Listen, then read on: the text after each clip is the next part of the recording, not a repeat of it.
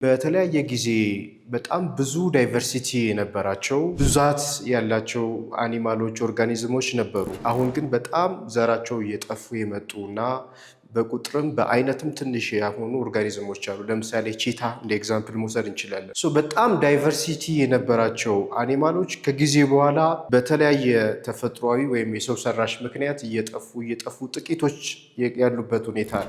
እነዚህ አሁን ያሉትን ኦርጋኒዝሞች ብናዳቅላቸው ወይም እንዲዋለዱ ብናደርግ የበፊቱን ዳይቨርሲቲ መፍጠር ይችላሉ?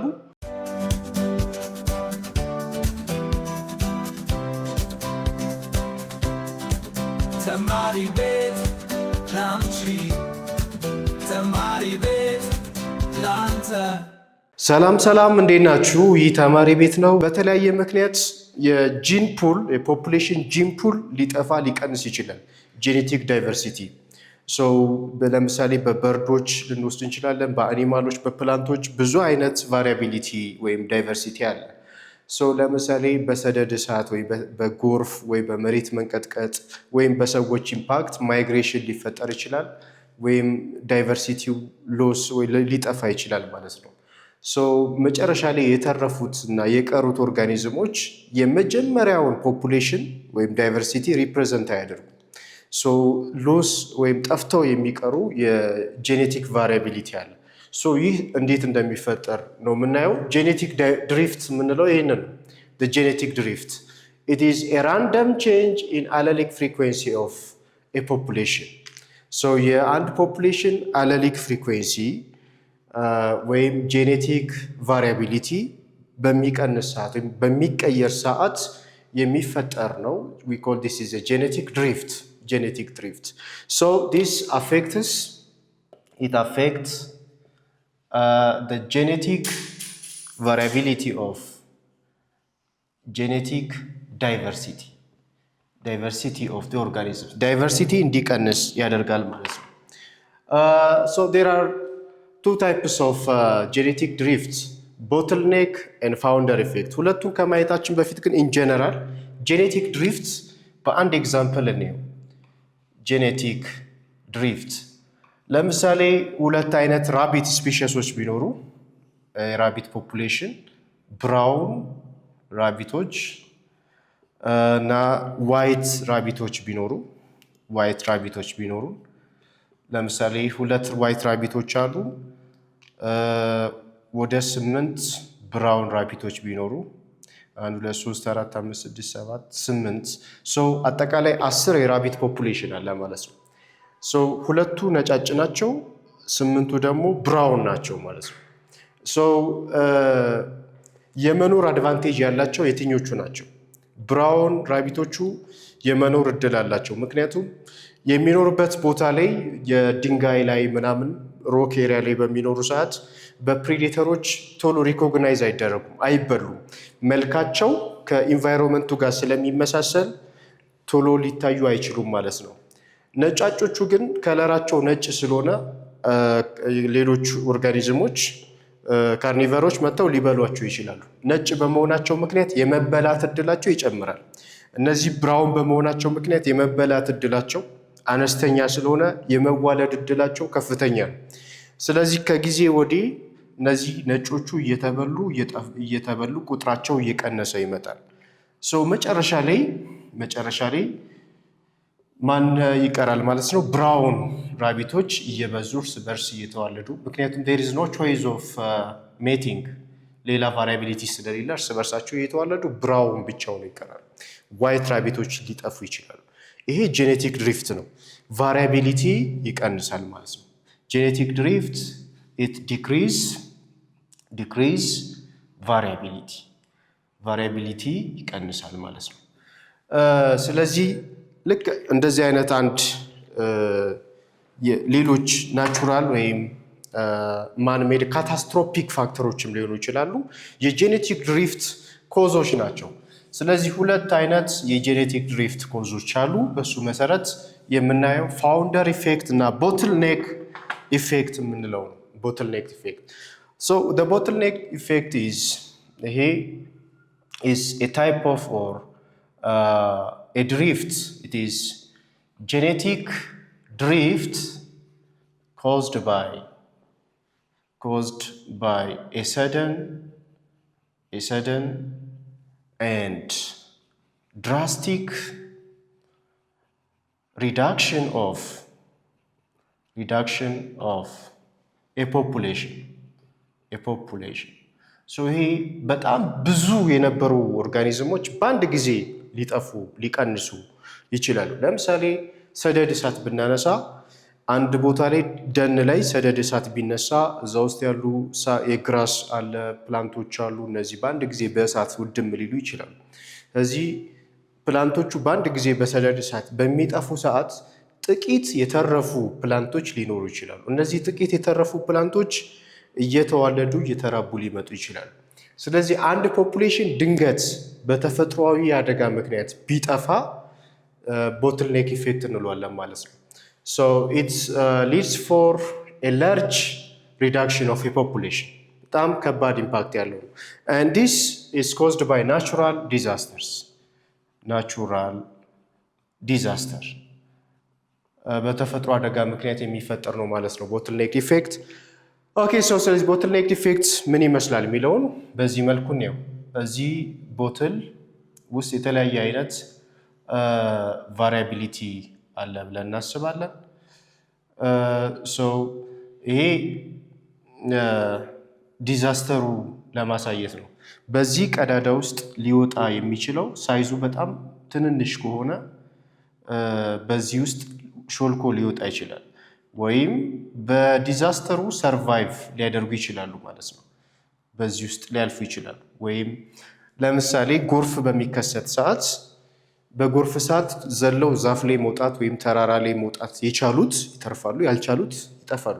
ልክ እንደዛ በቦትልኔክ ውስጥ ናቹራል ዲዛስተሩ ያላጠፋቸው ኦርጋኒዝሞች ያመለጡ ኦርጋኒዝሞች ይኖራሉ። ለምሳሌ እነዚህ አይነት ቫሪያቢሊቲ ያላቸው ከቦታ ከጊዜ ከሁኔታ አንጻር ዲዛስተሩ በቀላሉ አፌክት ሊያደርጋቸው ይችላል። በዚህ ቦትል ውስጥ እነዚህ ትልልቅ ፖይንት ያላቸው ሊያልፉ አይችሉም። ትንንሾቹ ግን ያልፋሉ። መጨረሻ ምን ይሆናል ማለት ነው? ከዚህ ውስጥ የሚወጡት አንድ አይነት ቫሪያቢሊቲ ያላቸው ብቻ ናቸው። እነዚህ ይራባሉ፣ ይዋለዳሉ፣ ያድጋሉ ማለት ነው። we call this is a bottleneck effect የምንለው ይሄ ነው። ከናቹራል ዲዛስተሩ በተለያየ ምክንያት የተረፉ ናቸው። እነዚህ ብሉ ቫሪያቢሊቲ ጠፍቷል ማለት ነው፣ ወይም ናቹራል ዲዛስተሩ አጥፍቷቸዋል። ብላኮቹ ብቻ ቀርተዋል። that is a drift, genetic drift የምንለው ይሄ ነው። the other is a founder effect. what the founder effect is, this is a change in or a type of genetic drift caused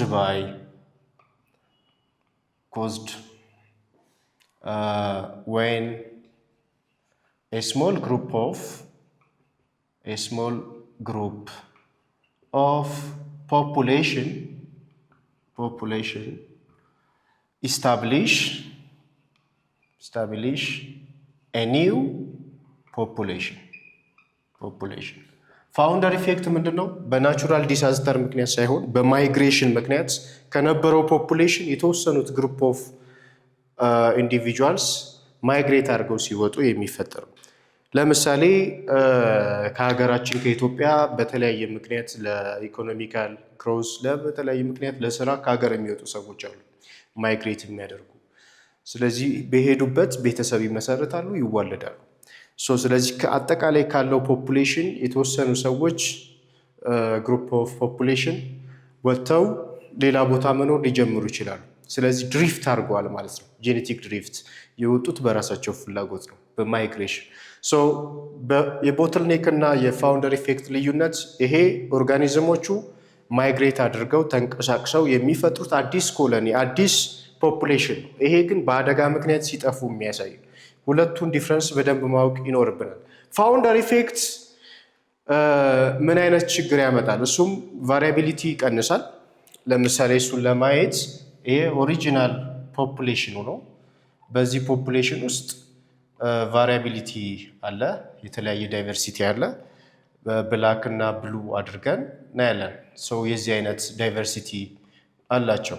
ሶ ይሄ ሁለት ቦታ ማይግሬት ቢያደርጉ ሁለት ኮሎኒ ቢፈጠር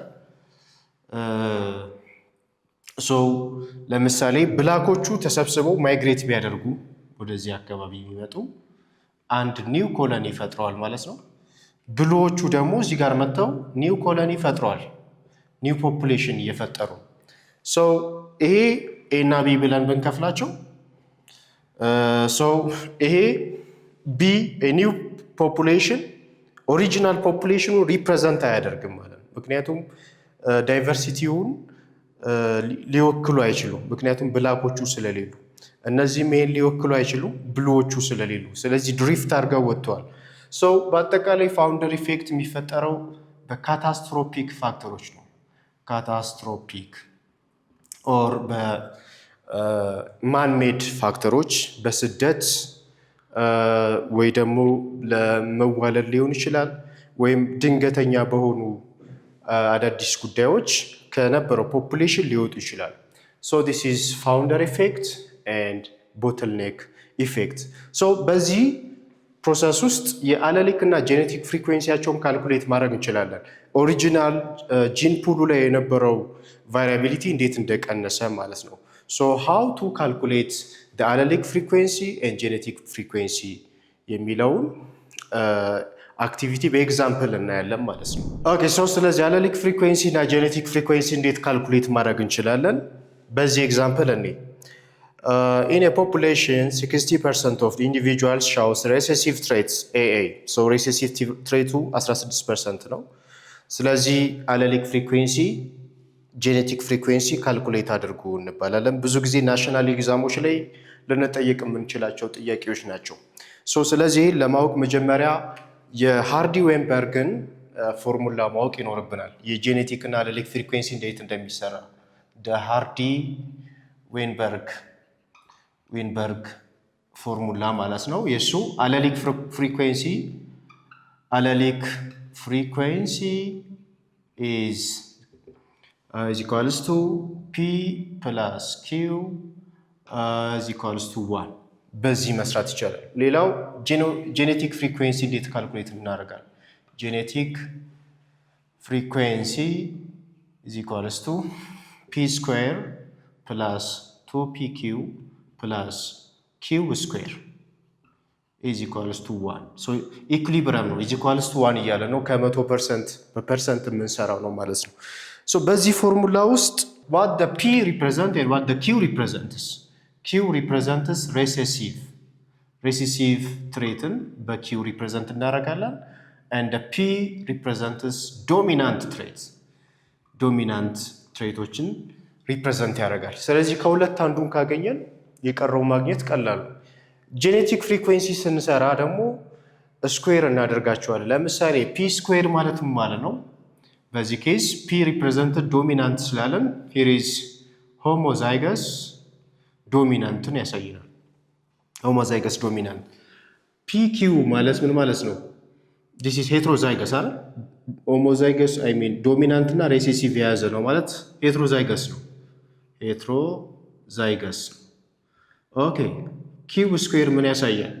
it is homozygous recessive trait ያሳያል። ሆሞዛይገስ ሬት ለምሳሌ ይሄን በምን ማስቀመጥ እንችላለን? PQ ዶሚናንት ነው ማለት አለሉን AA ብለን ካፒታል አድርገን እንጽፋለን ዶሚናንት ስለሆነ።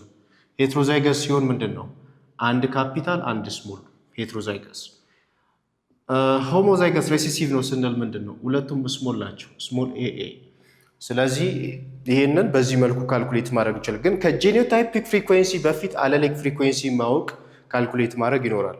ሶ በዚህ ጥያቄ ውስጥ ለምሳሌ 16%ቱ ሬሴሲቭ ትሬት ነው ተብለናል። ይሄ ማለት የተሰጠን ስሞል ኤኤ ነው ማለት ሬሴሲቭ ነው። ዳት ኢዝ ኪው ስኩዌር ተሰጥቶናል ማለት ነው። ኪው ስኩዌራችን 16% ነው። ስለዚህ ኦልሬዲ ጄኖታይፒክ ፍሪኩዌንሲው አንዱ ተሰጥቶናል። ከጄኔቲክ ፍሪኩዌንሲ ተነስተን ወደ አለሊክ ፍሪኩዌንሲ መሄድ እንችላለን። ኪዩብ ስኩዌር 16 ከሆነ ኪዩብ ስንት ይሆናል? እዚህ ውስጥ ፒ ስኩዌርን እዚሁ መስራት እንችላለን። ባይዞ ኪዩብ ስኩዌር 16 ከሆነ ፒ ስኩዌር ስንት ይሆናል ማለት ነው? ከ100% ውስጥ ሬሴሲቭ 16 ከሆነ ዶሚናንቱ 84% ነው ማለት ነው። ፒ ስኩዌር እና ኪው ስኩዌርን እናውቃለን። ኦኬ ስለዚህ አለሊክ ፍሪኩዌንሲውን ለመስራት ምን ማድረግ እንችላለን? ኪውን ለማግኘት የተሰጠን ኪው ስኩዌር 16% ከሆነ ለአለሊክ ፍሪኩዌንሲ ስኩዌር አያስፈልገንም። የአንዱን አለል ብቻ ስለሆነ የምንጠየቀው ኪውን ምን ማድረግ እንችላለን? ኪውን ብቻ ለማግኘት ኪው ኢዝ ኢኳልስ ቱ አንደር ራዲካል 0.16 ብለን እናስገባለን። ምክንያቱም ከአንድ ስለሆነ ኢኩሊብረም የምንሰራው ከዚህ ውስጥ ኪዋችን ስንት ሆኖ ይወጣል? 0.4 ነው። ስለዚህ የኪዋችን ቫሊው ወይም ሬሴሲቭ 0.4 አለሊክ ፍሪኩዌንሲ አለው ማለት ነው። አለሊክ ፍሪኩዌንሲ አለው። ስለዚህ ኪውን ካገኘን ፒን ደግሞ ማግኘት እንችላለን። አለሊክ ፍሪኩዌንሲ በዚህ ፎርሙላ ውስጥ ፒ ፕላስ ኪው ኢዝ ኢኳልስ ቱ 1 ብለናል። ኦልሬዲ ኪው እናውቃለን። ስለዚህ ምን ማድረግ እንችላለን? ፒ ኢዝ ኢኳልስ ቱ 1 ማይነስ ኪው አድርገን መስራት እንችላለን። ስለዚህ ኦልሬዲ የተሰጠን ያገኘነው አለ። ኪዋችን 0.4 ነው። ስለዚህ ፒ ስንት ይሆናል? 0.6 ይሆናል ማለት ነው። ስለዚህ ፒያችን 0.6 ነው። ይሄ ዶሚናንት ነው ማለት ነው። ዶሚናንት ነው። ስለዚህ ከዚህ ውስጥ አለሊክ ፍሪኩዌንሲ አግኝተናል። the value of p is 0.6 and the value of q is 0.4። ስለዚህ በፖፑሌሽን ውስጥ ዶሚኔት የሚያደርገው 0.6 ወይ ፐርሰንት ብናደርገው 60% ያክሉ በአለሊክ ፍሪኩዌንሲ ስናየው ዶሚናንቱ ነው። በአለሊክ ፍሪኩዌንሲ ሬሴሲቭ ደግሞ 0.4 አካባቢ ወደ 40% ነው። አለሉን ብቻ በምናይ ሳይ ከዚህ ተነስተን አንደኛውን ጥያቄ መልሰናል። አለሊክ ፍሪኩዌንሲ እንደዚህ መስራት እንችላለን። ጄኔቲክ ፍሪኩዌንሲ ደግሞ እንዴት ይሰራል? ጄኔቲክ ፍሪኩዌንሲ የጄኔቲክ ፍሪኩዌንሲ ፎርሙላ ጄኔቲክ ፍሪኩዌንሲ በሃርዲ ዌንበርግ ፎርሙላ መሰረት ፒ ስኩዌር ፕላስ 2pq ፕላስ q ስኩዌር ኢዝ ኢኳልስ ቱ 1። ስለዚህ ኦልሬዲ የተሰጠን አለ። ለአለሊክ ፍሪኩዌንሲ ቶታሉን ሬሴሲቭ እና ዶሚናንስ ቶታሉን ሳይሆን የምንወስደው የእያንዳንዱን አለል ነው ካልኩሌት የምናደርገው። እነዚህን ፒ እና ኪው ነው የምንጠቀመው። ስለዚህ ምን ማለት ነው? ፒ ስኩዌራችን ስንት ነው? እዚህ ጋር ፒ 0.6 ነው። 0.6 ስኩዌር ፕላስ ቱ ዘ ሆል ፒ ተሰጥቶናል 0.6 ታይምስ ኪው ኢዝ 0.4። ኦኬ ሶ ይሄ የሄትሮዛይገሱ ነው። ኦኬ ሬሴሲቭ ደግሞ ስንት ነው? ኪው ስኩዌር ፕላስ 0.4 ስኩዌር ነው ማለት ነው። ሬሴሲቭ ኢዝ ኢኳልስ ቱ 1 ኢኩሊብረም ስለሆነ አንድ መሆን ይኖርበታል።